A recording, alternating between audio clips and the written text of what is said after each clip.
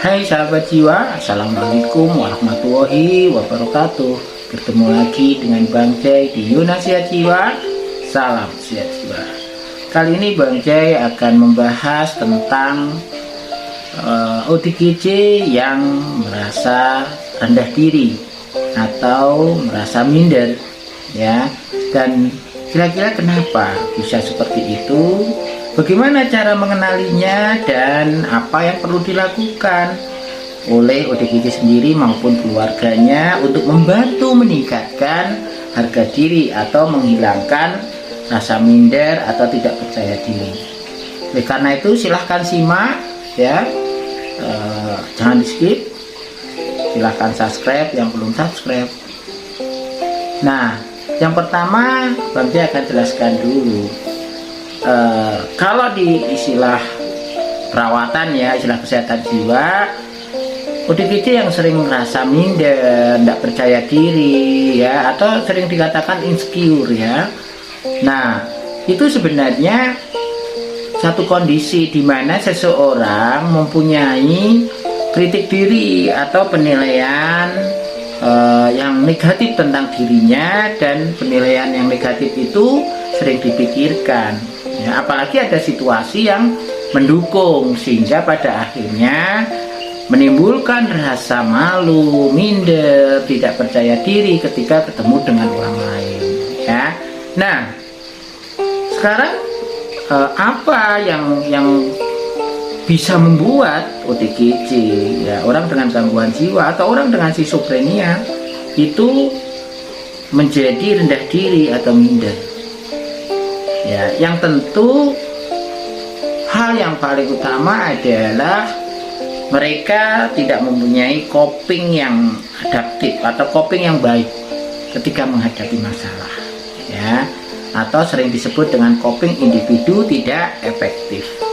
Nah, seharusnya ketika orang mempunyai persoalan hidup, permasalahan, ya harus bisa menyikapinya dengan baik dan mencari pemecahan.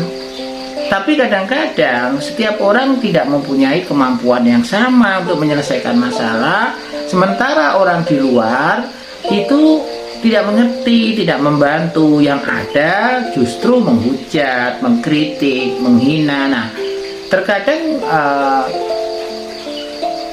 respon atau tanggapan orang luar, entah keluarga, entah teman, entah guru ya, selama ODGJ ini sekolah dulu ya, itu tidak ditanggapi dengan baik. Misalnya nilainya buruk ya dari teman-temannya, atau sudah diajari berulang tetap tidak paham-paham. Akhirnya muncul dari gurunya, orang tuanya, bodoh ya, blow on, tidak dongan ya, bodoh. Nah, ini akhirnya kan akan mengena ya, jadi traumanya itu sampai dewasa, sehingga bisa saja muncul pikiran-pikiran bodoh ya. Apalagi misal dia sudah dewasa dan mempunyai usaha kemudian bangkrut, atau menyukai cewek tapi ceweknya nggak nanggepin, atau keduluan temennya ya, atau mendaftarkan pekerjaan tapi tidak diterima, atau mendaftarkan sekolah padahal itu keinginan orang tuanya tidak diterima, sehingga pada akhirnya muncullah pikiran gagal, tidak bisa apa-apa ya. Nah, ini tentu kan berangkat dari penilaian orang lain dulu ya, yang suka mengkritik bukan menghargai ya, bukan memberikan penguatan tapi mengkritik, bahkan mengolok-olok ya, sehingga akhirnya nandes atau ODGJ ini menjadi trauma ya, membekas, sehingga muncullah pikiran-pikiran yang buruk.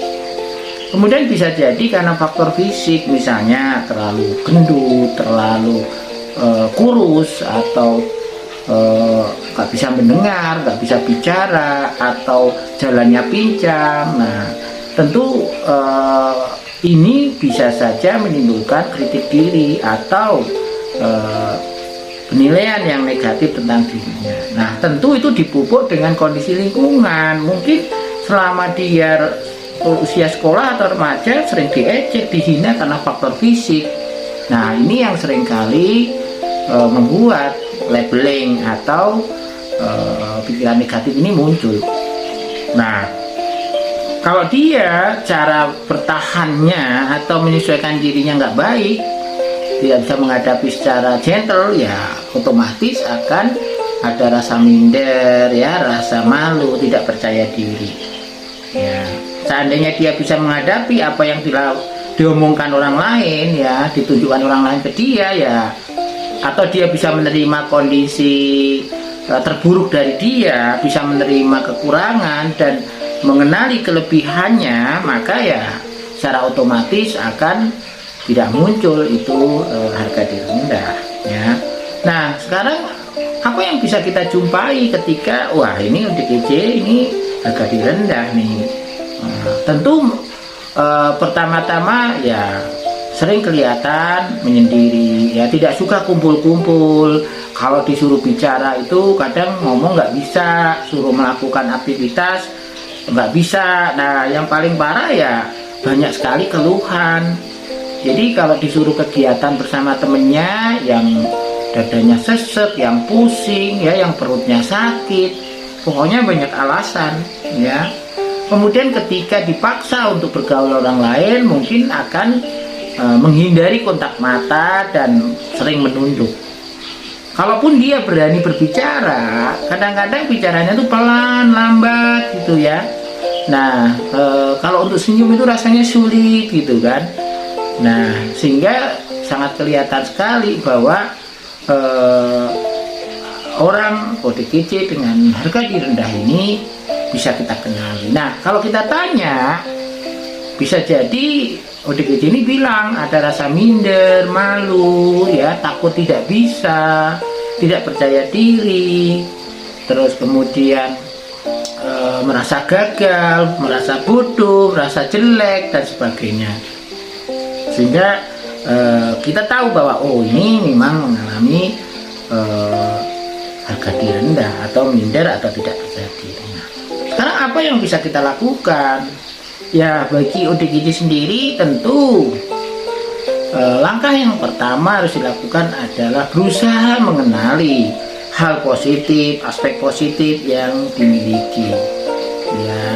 Nah, mengenal ini dengan cara apa? Ya, satu, mengidentifikasi dulu, ya, di list dulu kemampuan atau hal positif apa yang dimiliki, entah itu dari bentuk tubuhnya, entah itu dari fungsi tubuhnya, kemudian atau mungkin hobi, kebiasaan, kegemaran, ya, atau pekerjaan, pendidikan, ya, dari keluarga, teman. Nah, itu juga bisa kita identifikasi. Setelah ditulis, maka yang langkah keduanya dalam mengenal hal positif yang dimiliki ini tentu dinilai mana yang bisa kita bicarakan lebih lanjut, dan itu membuat kita senang kalau itu bentuk tubuh dan fungsinya. Nah, tapi kalau misalnya dalam bentuk kemampuan, hobi, kegemaran, ya, yang mana yang bisa dilakukan,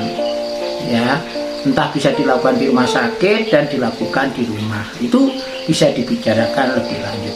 Kemudian di dalam mengenal aspek positif ini juga perlu dipilih beberapa, ya, hal positif yang akan dikembangkan untuk meningkatkan kepercayaan dirinya, untuk menghilangkan rasa minder dan malu, ya. Jadi kalau mengembangkan hal positif yang dimiliki bukan yang nggak bisa, harusnya yang bisa, supaya dia ngerasa expert, merasa ahli terkait bidang yang dia geluti atau dipelajari, sehingga ada rasa bangga dan bermakna, ya. Kemudian setelah dipilih, buat langkah-langkah untuk melatihnya, untuk mengembangkannya. Nah, tentu di sini butuh bantuan juga. Kalau di rumah sakit butuh bantuan perawat, kalau di rumah ya butuh bantuan keluarga untuk lebih memahami atau belajar apa yang dia sepakati di awal akan dipelajari, ya. Misalnya dia bisa komputer, dia ingin belajar desain grafis, ya otomatis beli buku atau nonton tutorial-tutorial cara mempelajari desain grafis. Nah, itu akan semakin bisa memupuk kemampuan dan skillnya yang di awal memang sudah ada, cuma perlu diperdalam lagi sehingga itu akan menjadi kebanggaan.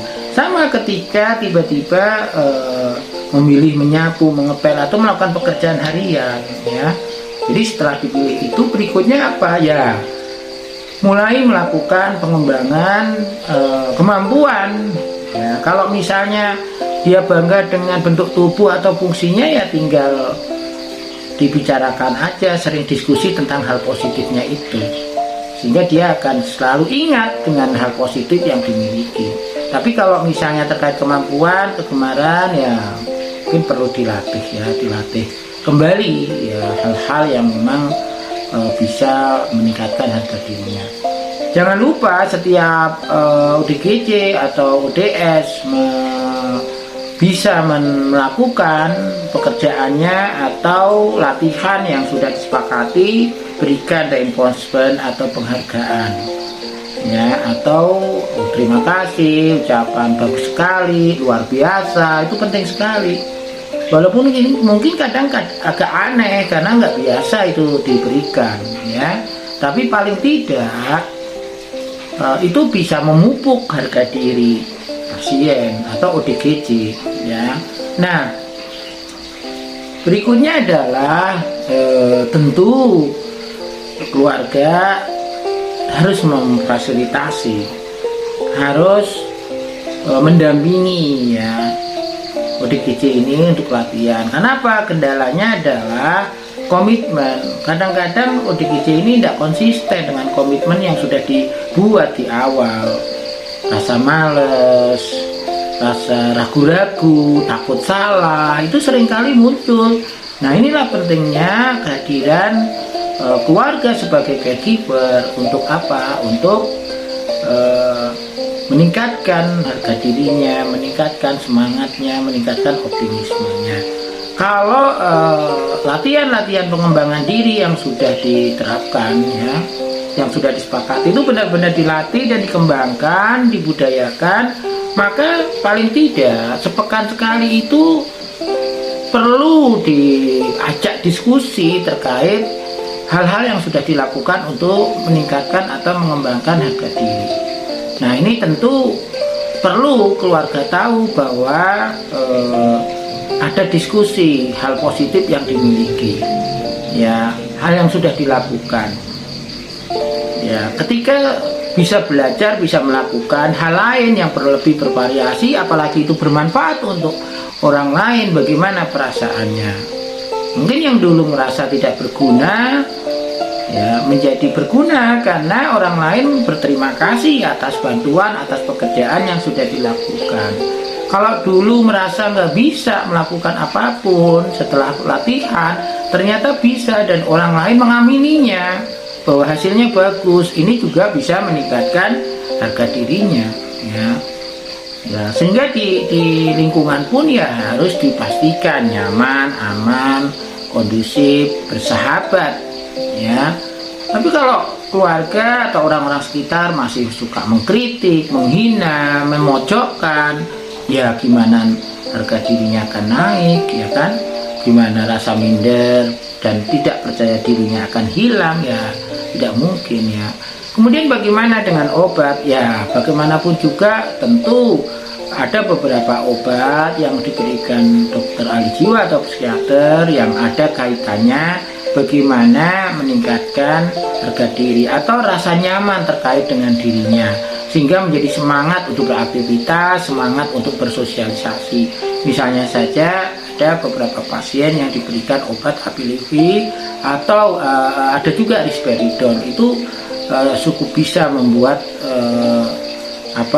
enjoy atau semangat kembali. Sama saja ketika pasien atau ODGJ yang dirawat di rumah sakit mendapatkan obat antidepresan, ya, itu juga fluoxetine misalnya, itu juga sama, ya, bisa saja meningkatkan gairah hidup, semangat hidup, rasa percaya dirinya juga akan meningkat, ya.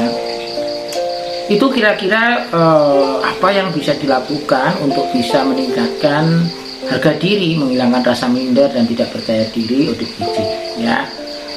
Itu saja, semoga manfaat ya. Sampai jumpa lagi di video-video berikutnya.